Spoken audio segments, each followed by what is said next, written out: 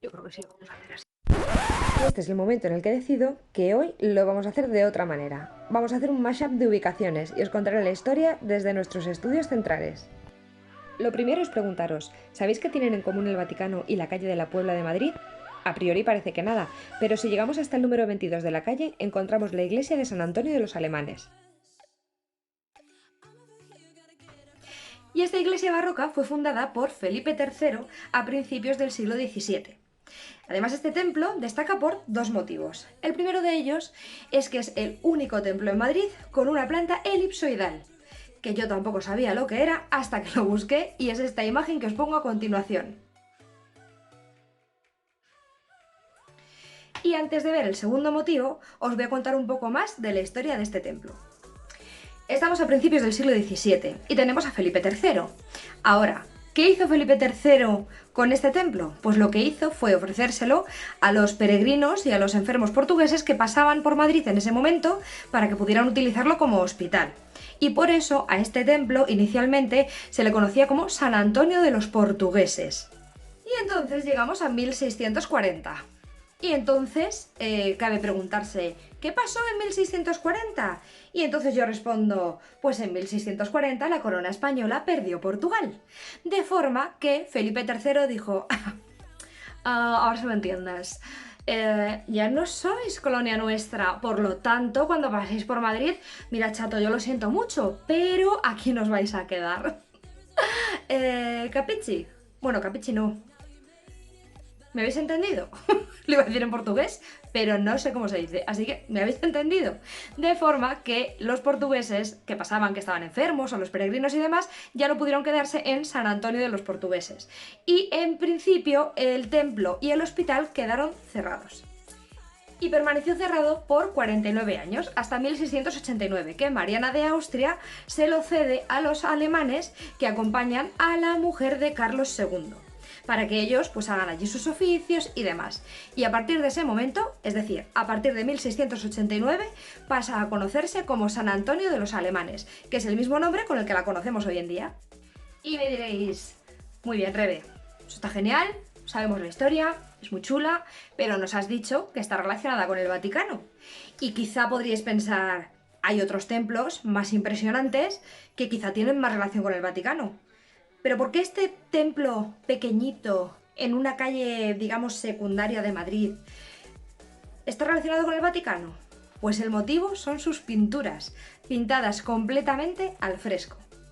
No al fresco de la noche o del día, no es que las pintaran a las 6 de la mañana, que tampoco es que yo lo sepa, pero bueno, al fresco.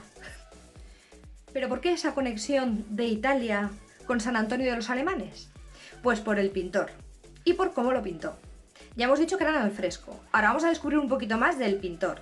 El pintor es este señor que os estoy enseñando ahora y que se llamaba Francisco Ricci.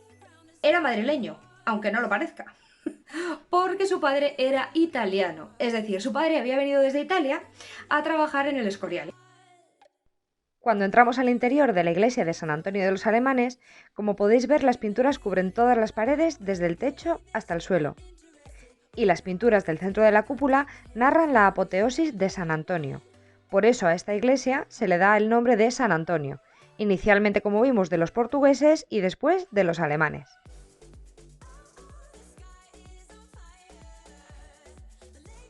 Y por su similitud, es por lo que a esta capilla se le conoce como la Capilla Sixtina de Madrid. Os dejo algunos planos más del interior para que podáis disfrutar de este trabajo tan detallista.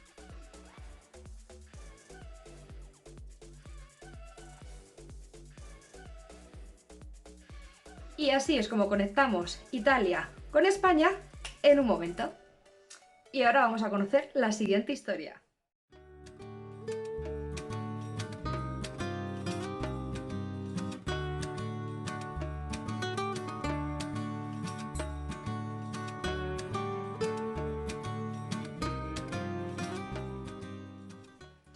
El templo de Debod se construyó 200 años antes de Cristo y se hizo en homenaje al dios Amón.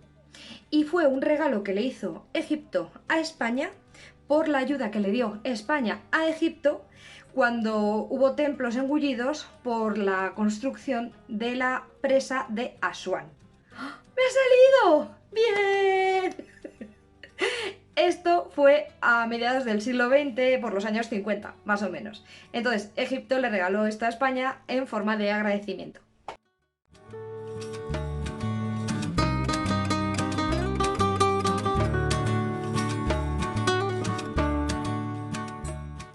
Datos curiosos de esta construcción y de todo lo que la engloba. Para trasladarla de Egipto a España hicieron falta 5 millones de pesetas, que para los más nuevos, de nacimiento, son unos 30.000 euros, más o menos. Después se mantuvo, se respetó la orientación que tenía cuando estaba en Egipto, se respetó aquí en España, porque los egipcios tenían como muy en cuenta todo este tema de la orientación de los templos y demás, entonces al trasladarla a España esto se respetó. Y después, cuando se hizo el traslado, no se enviaron los planos de la construcción. Entonces, se demoró muchísimo la reconstrucción aquí en España porque lo mandaron desmontado en cajas, como cuando te compras un mueble de Ikea. Yo no sé si os ha pasado de compraros un mueble de Ikea sin instrucciones. Terrible. Pues esto igual. ¿Cuánto tardaron? 2 años. Espero que menos que tú montando un mueble de Ikea sin instrucciones, pero 2 añazos en volver a reconstruir el templo de Oz porque venía sin instrucciones. Así que estos son algunos datos interesantes.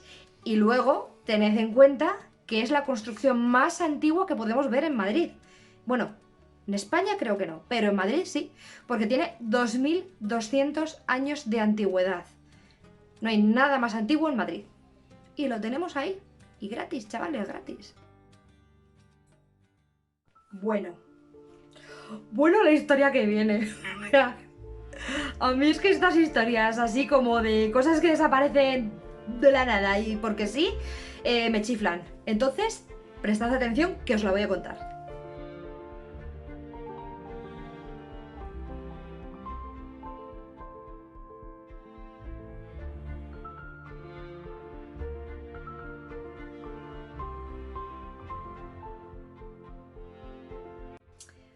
Vale.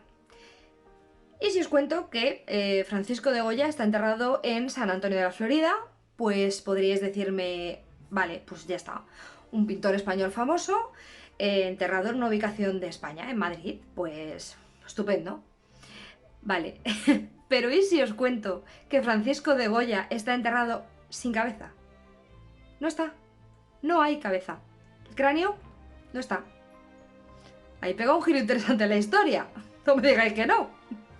Pues vamos a ver qué leyendas hay en torno a la desaparición del cráneo de Goya. Vale, lo primero es saber que el cráneo no desapareció en España, ¿eh? Esto no es cosa nuestra, no os lavamos las manos. El cráneo desapareció en Burdeos antes de que el cadáver fuese trasladado a España. La primera teoría es que alguien asaltó la tumba y robó el cráneo para hacer estudios frenológicos.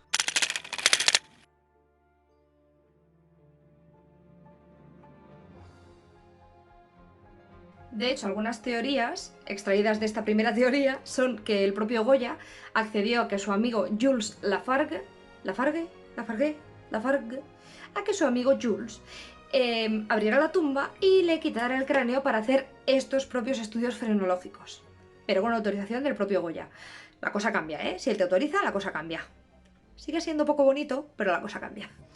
Otra teoría, muy de la mano de esta primera, es que fueron los médicos que llevaron el fallecimiento y que acompañaron a Goya durante su fallecimiento, los mismos que cuando él falleció y en ausencia de su familia, sustrajeron el cráneo para estudiarlo frenológicamente, ya que también eran pues, seguidores de esta técnica. No es nada agradable hablar de este tema, pero no me neguéis que es súper interesante. Vale, y os he dejado para el final la hipótesis, la teoría, la leyenda, que para mí es la más interesante de todas, porque está llena de matices que al final son los que enriquecen la historia. Y esta teoría empieza con el pintor Dionisio Fierros, que es este señor de aquí. ¿Y cómo comienza? Pues todo comienza por un cuadro en el que aparece una calavera sin la mandíbula de abajo, que es este de aquí. Y en la parte de atrás del cuadro se puede leer una inscripción que pone: cráneo de Goya pintado por Fierros en 1849. Según esta teoría, lo que habría ocurrido es que Dionisio Fierros, junto al marqués de San Adrián, que ya había pintado Goya hacía unos cuantos añitos, y es este señor de aquí, Pues bien, ellos dos, junto a un médico interesado también en la frenología, habrían profanado la tumba de Goya, habrían secuestrado el cráneo y lo habrían utilizado para la frenología. Y luego Fierros lo habría utilizado para pintarlo. Que digo yo que es que la frenología era el único pasatiempo que tenía esta gente. Porque pobre Goya, tanta frenología, tanta frenología. Que podían haber tenido, no sé, parchís, unas cartas, un dominó.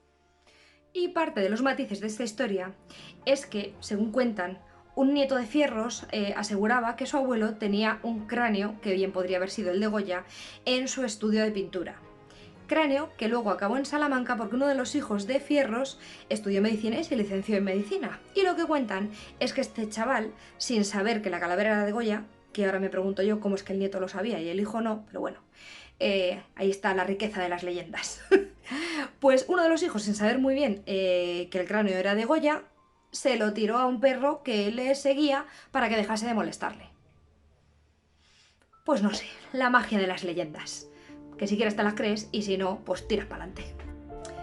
El cuadro estuvo desaparecido hasta 1918, que apareció, lo compró un zaragozano a una familia de Navarra, lo cedió al Museo de Zaragoza y desde entonces se expone allí, donde se puede leer el letrero de cráneo de Goya pintado por Fierros en 1849. Aunque también dicen que este letrero fue un añadido posterior a la pintura para revalorizarla.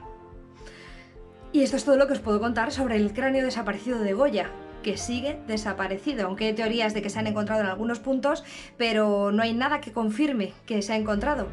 Así que no me digáis que la historia no es maravillosa. Os invito a seguir aprendiendo acerca de cosas de la historia, de personas, de lugares, así que si queréis seguir aprendiendo sobre ello, seguidme. Ejemplo, que para trasladar... Y tenemos a Felipe. Y antes de conocer un poco más de su historia, no. Con un cuadro que pintó el pintor Dionisio. ¿Por qué no me sale Dionisio? Según este descubrimiento, lo que habría ocurrido es que Dionisio